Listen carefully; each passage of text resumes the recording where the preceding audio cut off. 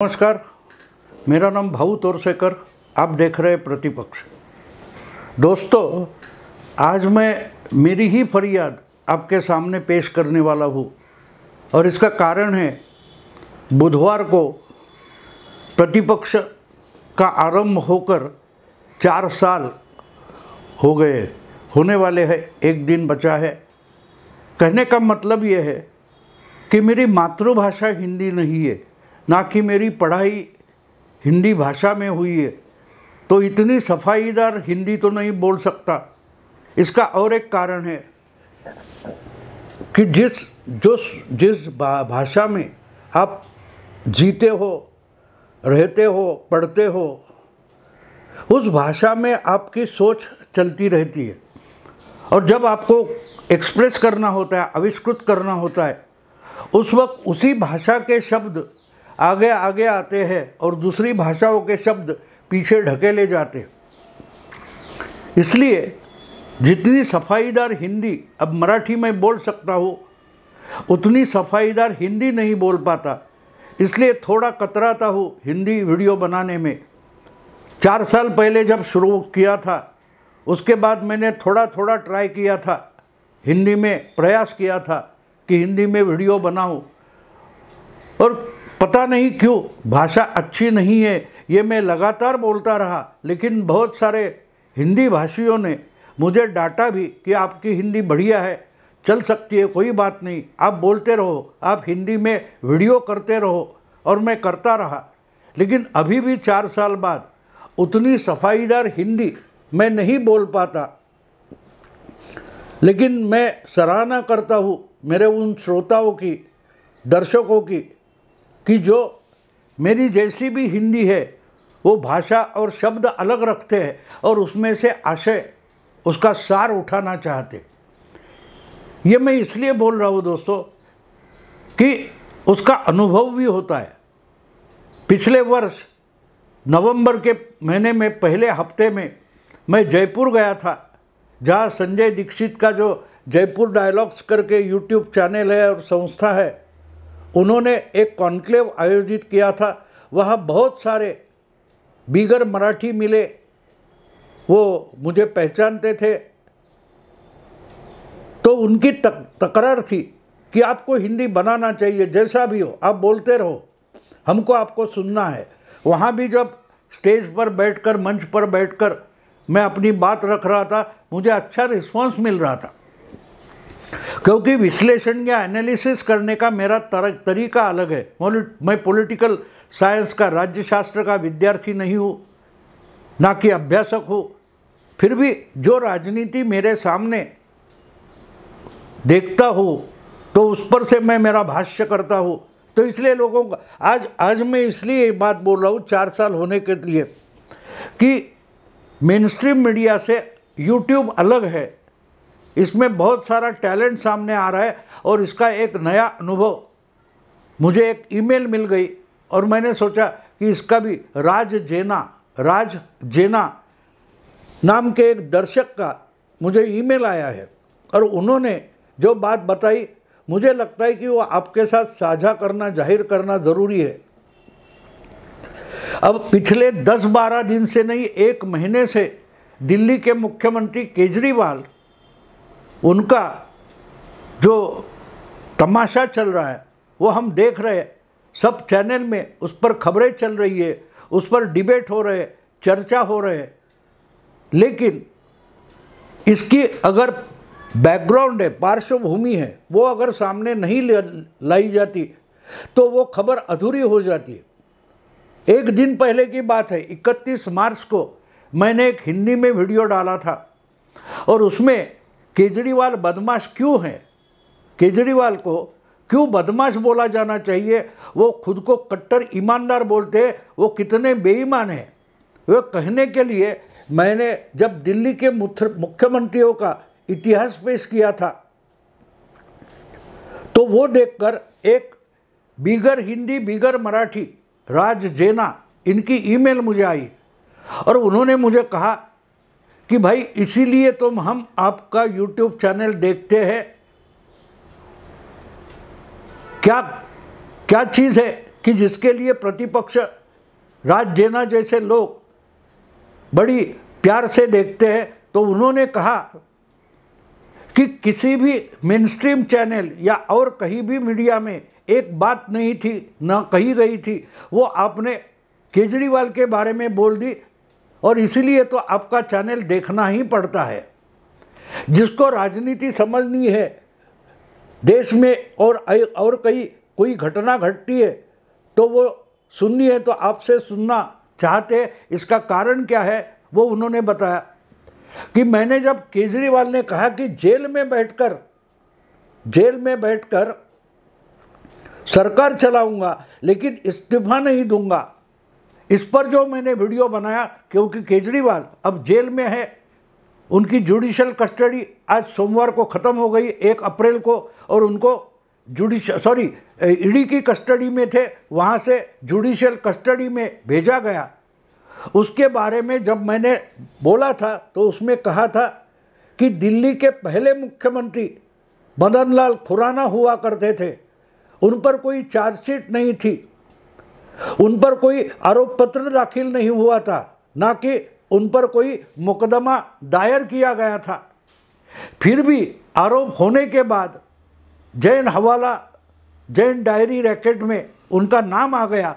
उस डायरी में सिर्फ मदन लाल खुराना का नाम था, इसलिए उन्होंने दिल्ली के मुख्यमंत्री पद से इस्तीफा दिया था। जो मदन लाल खुराना दिल्ली राज्य बनने के बाद दिल्ली के पहले मुख्यमंत्री बने थे, और वही दिल्ली है। और उसी दिल्ली के केजरीवाल जो खुद को बड़े कट्टर ईमानदार बोलते हैं, उनको तो अरेस्ट हो गया है।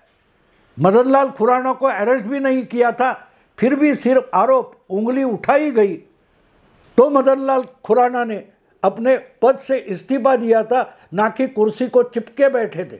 और ऐसे जो लोग थे, मदन लाल खुराना हो, साहिब सिंह वर्मा हो या शीला दीक्षित वगैरह हो, इन पर आरोप करते करते कुर्सी को चिपकने वाले ऐसे आरोप खुराना, साहिब सिंह वर्मा, शीला दीक्षित पर करते हुए केजरीवाल राजनीति में आए और उन पर आरोप लगे, उनको गिरफ्तार तक किया गया, फिर भी कुर्सी नहीं छोड़ रहे।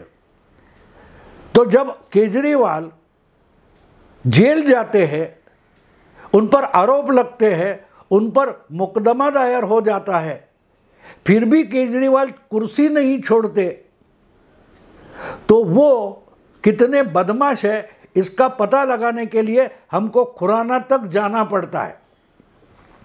और असली मीडिया हो, असली पत्रकारिता हो, तो मदन लाल खुराना का रेफरेंस संदर्भ केजरीवाल के गिरफ्तारी में आना ही चाहिए था। लेकिन भाऊ तोरसेकर का यूट्यूब चैनल प्रतिपक्ष छोड़कर ये रेफरेंस किसी भी मीडिया में नहीं आया, और इसीलिए राज जेना जैसे श्रोता कहते कि इसीलिए तो आपको सुनना पड़ता है। दोस्तों, जब ऐसे कोई बोलता है, ईमेल भेजता है, सराहना करता है, तो अच्छा लगता है। और इसलिए मेरी डिलीवरी अच्छी ना हो, मैं हिंदी भाषा में अच्छी तरीके से आविष्कृत कर नहीं पाता, फिर भी हिंदी वीडियो बनाता हूँ, क्योंकि मुझे ज़्यादा से ज़्यादा लोगों तक सच्चाई पहुँचाना बहुत महत्वपूर्ण लगता है। राज जेना जैसे श्रोता जो है वो मुझे ताकत देते हैं, बल देते हैं ये चैनल चलाने के लिए। इसलिए तो 4 साल निकल गए, शायद 800 से 1000 वीडियो हिंदी में भी मैंने बनाए होंगे, मुझे पता नहीं, मैंने गिने नहीं है। लेकिन और एक बात बोलूँगा, 4 साल पूरे होते होते उसमें 4200 4200 के आसपास मैंने वीडियो डाले हैं, अकेला चलाता हूँ। तो उसमें 2 नंबर का सबसे पॉपुलर वीडियो हिंदी में है, जो इस 2024 के चुनाव से रिलेटेड है। 3 साल पहले मैंने एक वीडियो डाल दिया था और उसका हेडिंग था, उसका शीर्षक था कि 2024 तक नरेंद्र मोदी हारेंगे। उसका आशय ये था कि 2024 का चुनाव होकर, मतदान होकर जब तक मतगणना नहीं होती, उस दिन तक मोदी जी रोज के रोज मीडिया में हारेंगे। बीजेपी के या दूसरी पार्टियों के प्रवक्ता डिबेट करेंगे, आरोप होंगे, और पूरे सब पार्टियों के नेता जो बीजेपी के और मोदी के खिलाफ हैं वो जोर शोर से बोलते रहेंगे और बोलने में मोदी को हराते रहेंगे। लेकिन चुनाव जब आएगा तो चुनाव होगा, उसके बाद मोदी जी फिर से जीतेंगे। ये 3-3.5 साल पहले मैंने एक वीडियो डाला था जो 10 से 11 लाख लोगों ने सुना है, देखा है। क्योंकि जिस ढंग से हम देख रहे हैं, जिस ढंग से पत्रकारिता चल रही है, वो पत्रकारिता में कुछ दम बचा ही नहीं है। इसलिए यूट्यूब ये अब मेनस्ट्रीम मीडिया बनता जा रहा है। Social media, digital media, Instagram हो, उस पर तो नहीं हूँ मैं, तो सिर्फ यूट्यूब चलाता हूँ। ट्विटर वगैरह में मैं नहीं हूँ, फेसबुक पर भी नहीं हूँ। लेकिन एक बात बताना ज़रूरी है कि मेनस्ट्रीम मीडिया अपनी चमक गवा बैठा है। क्यों बैठा है? क्योंकि पत्रकारिता कैसे करनी है उससे ज़्यादा अलग अलग पार्टियों के नेता प्रवक्ता में आपस में झगड़े लगाना और वही दिखाना, एक दूसरे को गाली गलौज करते हैं वो दिखाना, यही मेनस्ट्रीम पत्रकारिता बन गई है, यही मेनस्ट्रीम मीडिया बन गया है। और इसलिए लोगों को ज़्यादा से ज़्यादा सच्चाई ढूंढनी है तो यूट्यूबर्स के पास या डिजिटल मीडिया के पास जाना पड़ता है। इसलिए इस राज जेना नाम के नाम से तो लगता है कि शायद उड़िया हो गए, उड़ीसा के हो गए, क्योंकि अगर मेरी याद सही है तो श्रीकांत जेना नाम के एक कांग्रेसी नेता थे, शायद जनता पार्टी, जनता दल में भी चले गए थे, सेंट्रल में या उड़ीसा में मिनिस्टर थे। तो जेना ये जो सरनेम है ये उड़ीसा राज्य का है, वहाँ के लोग इस नाम का सरनेम रखते हैं।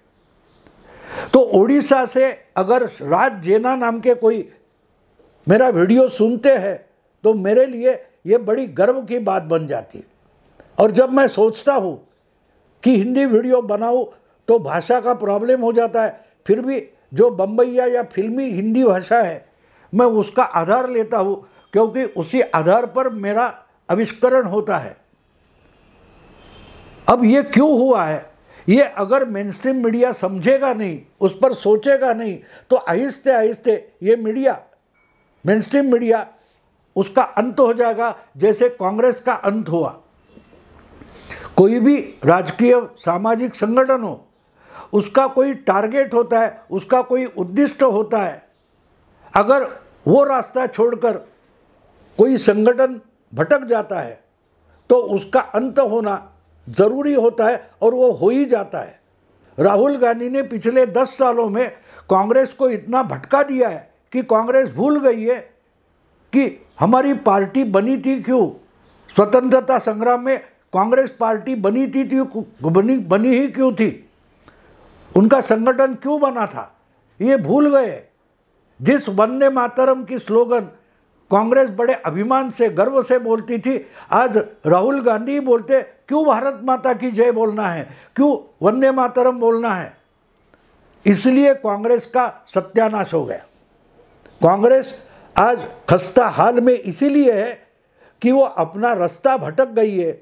और अगर मेनस्ट्रीम मीडिया अपना रास्ता भटक जाएगा, अपना टारगेट भूल जाएगा, तो उसकी भी हालत खस्ता होना बिल्कुल लाजमी है और ज़रूरी भी है।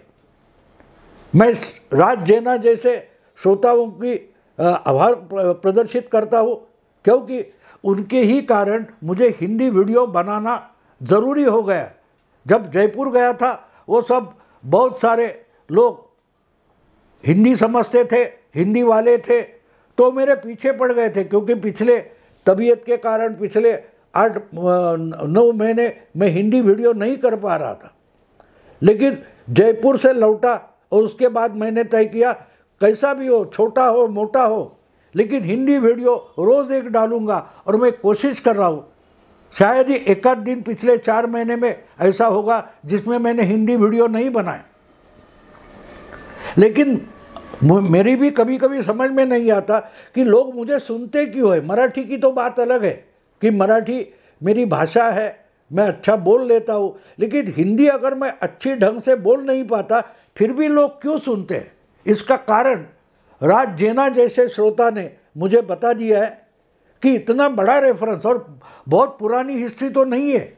मदन लाल खुराना कोई 1920 या 1930 के नेता नहीं है। मदन लाल खुराना ये तो 90 की दशक में दिल्ली के मुख्यमंत्री थे, बस 30 साल पुरानी बात है। लेकिन जब दिल्ली के मुख्यमंत्री की बात आती है और दिल्ली का मुख्यमंत्री अगर उस पर आरोप है और जेल जा रहा है और बोलता है कि जेल से ही मैं सरकार चलाऊंगा, तो उसको मदन लाल खुराना का एग्जाम्पल, उदाहरण दिखाना ज़रूरी था। और पूरे के पूरी मीडिया ने वो दिखाना ज़रूरी था। जब केजरीवाल या उनकी आम आदमी पार्टी का कोई आगे आकर बोलता है कि नहीं जेल से चलाएंगे, ये सब ईडी की कॉन्स्पिरेसी है वगैरह वगैरह, षड्यंत्र है, तो उनको ठोक कर किसी पत्रकार ने, प्रेस कॉन्फ्रेंस में बैठे पत्रकार ने ठोक कर बोलना चाहिए था कि कैसे ईमानदार हो, तुमसे तो ईमानदार करप्ट लोग होते हैं जिनको आपने आज तक भ्रष्ट बोला है। वो भी आपसे बड़े ईमानदार थे, क्योंकि सिर्फ आरोप हुआ तो उन्होंने अपनी कुर्सी छोड़ दी थी, और एक दो नहीं बहुत सारे लोग थे। लेकिन जो राजनीति में परिवर्तन करने के लिए आए थे उनको मेन स्ट्रीम मीडिया ने आईना दिखाना ज़रूरी था। राज जेना ने ईमेल भेजकर मुझे भी कुछ सिखाया है, कुछ सीख दी है कि पत्रकारिता आईना दिखाने के लिए होती है। और अगर मेन स्ट्रीम मीडिया आम आदमी पार्टी के कोई नेता प्रवक्ता को ये आईना नहीं दिखा रही है कि भैया तुम्हारा मुख्यमंत्री तो गिरफ्तार हुआ है, उसको अरेस्ट किया गया है, कोर्ट में जाकर भी उसको जमानत तक नहीं मिल रही है, और दूसरी तरफ देखो तुम जिनको बदलने के लिए आए थे, जिनको करप्ट बोल रहे थे, उनका जो चीफ मिनिस्टर है वो सिर्फ आरोप होने के बाद कुर्सी से हट गया था। उसके जगह दूसरा चीफ मिनिस्टर उनकी ही पार्टी का आ गया था, लेकिन जिस पर आरोप हुए थे वो हट गया था। क्यों केजरीवाल हटते नहीं? कुर्सी को चिपक कर बैठे। मदन लाल खुराना के मन में डर नहीं था कि अगर मैं कुर्सी छोड़ दूं तो क्या होगा। उन पर कोई आरोप आगे सिद्ध नहीं हुए, उनको क्लीन चिट मिल गई, लेकिन वहां तक उन्होंने इस्तीफा दे दिया था क्योंकि वो मेंटली करप्ट नहीं थे। केजरीवाल मेंटली करप्ट है, कट्टर बेईमान है। पूरी आम आदमी पार्टी कट्टर बेईमानों की पार्टी है। मैं उस पर अलग से एक वीडियो बनाने वाला हूं। केजरीवाल जब 2015 में दोबारा यानी दूसरी बार बहुत बड़ा भारी बहुमत लेकर 70 में 67 एमएलए चुनकर दिल्ली के मुख्यमंत्री बने थे, उसी वक्त उन्होंने तय किया था कि मैं दिल्ली को लूट लूंगा। दिल्ली का और जनता का और सरकार का खजाना लूट लूंगा, लूटने वाला हूं। ये प्लान बनाकर ही दूसरी बार केजरीवाल दिल्ली के मुख्यमंत्री बने थे। इसके सबूत लेकर भाऊ तोरसेकर अगला वीडियो बनाने वाला है। आपको सबूत चाहिए? मेन स्ट्रीम मीडिया ये सबूत केजरीवाल के मुंह पर क्यों फेंक कर नहीं मारता? ये राज जेना का सवाल है, भाऊ तोरसेकर का नहीं है।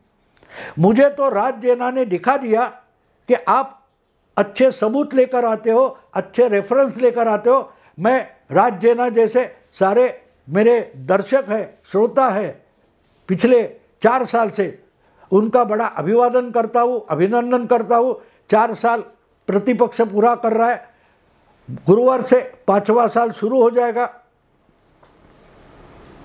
श्रीकांत जेना से लेकर बाकी सबको नमस्कार करता हूँ।